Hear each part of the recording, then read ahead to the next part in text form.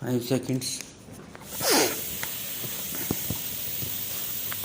Sir, 1987 has been a year of persistent challenge of determined response by the government. It has been a year of achievement in the face of great difficulties. Some difficulties were caused by disruptive forces inspired from abroad, and some difficulties were caused by the weather. When in 1966-67 Indira Ji launched the Green Revolution, she too was faced with similar difficulties, weather difficulties.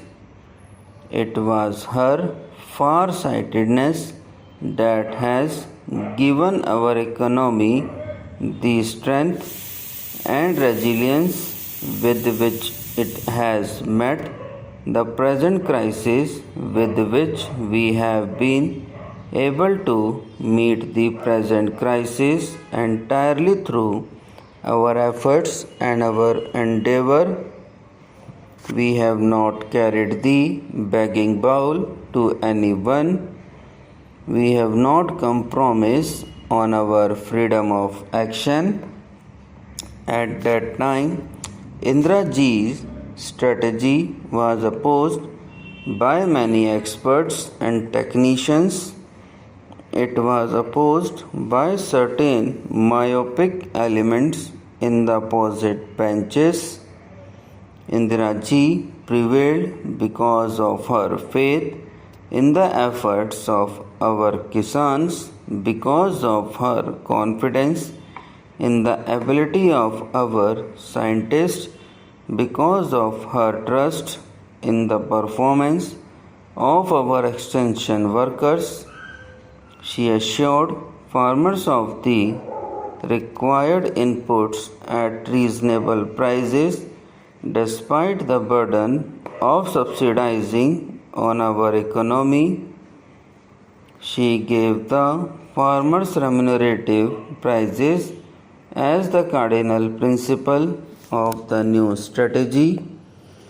She nationalized the banks to give credit at the doorstep of the farmer. She initiated a system of countrywide procurement to stabilize the prices that the farmers would get. Indira Ji ensured that her strategy looked to the interest of all sections of our rural community, not just the farmer but also the small and marginal cultivator, landless laborer, and even the rural artisan.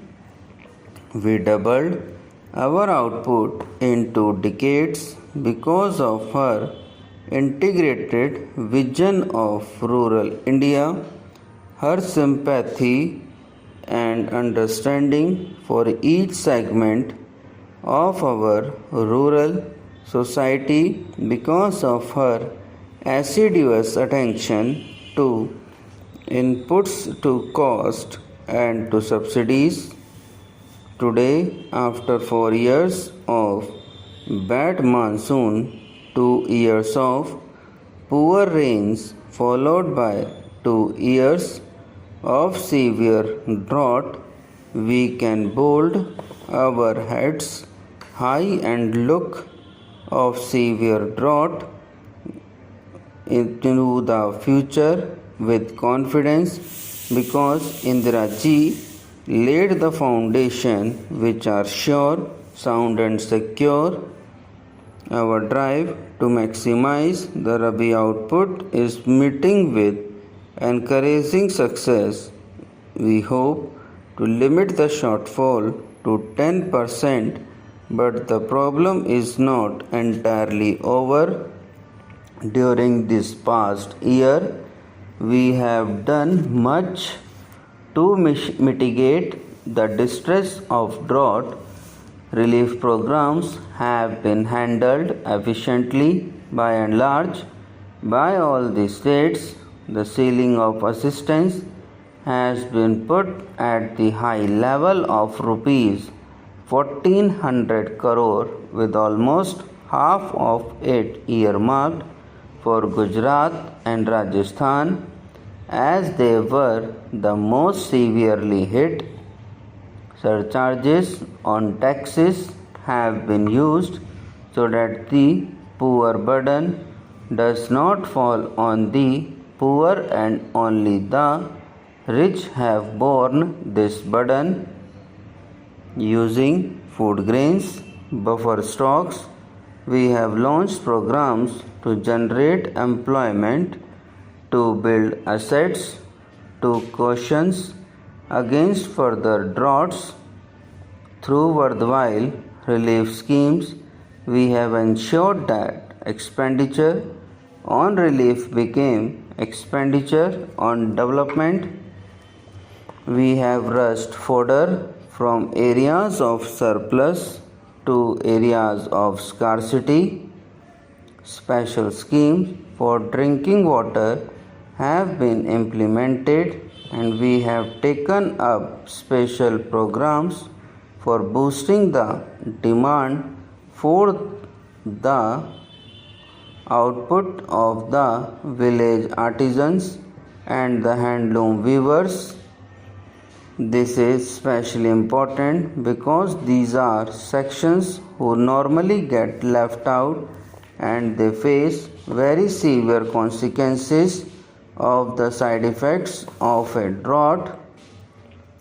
The genesis of the Green Revolution was the scientific breakthrough which brought in new hybrid seeds.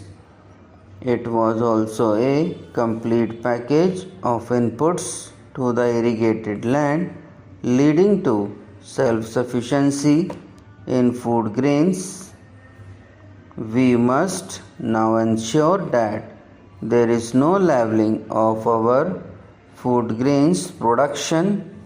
The scientific community must be galvanized into providing answers to the next phase of the Green Revolution, of taking it to the next areas, expanding it to new crops, and making it resilient to the vagaries of the weather. Already the special rice production program is spreading throughout the eastern UP and is changing eastern UP into the new granary of India. Dryland farming has been boosted by the technology mission on oil seeds and by the national project for pulses.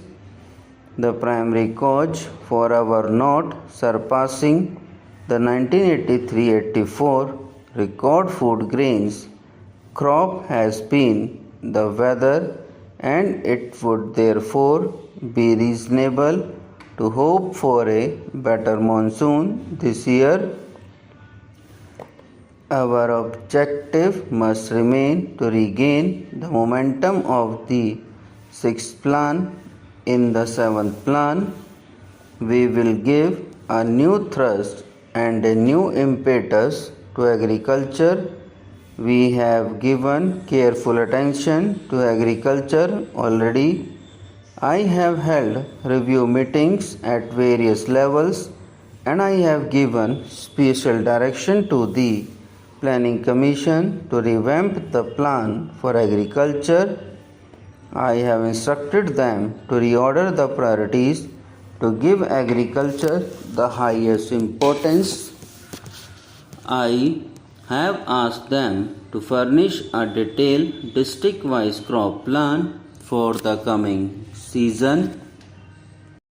Subscribe now and press the bell icon.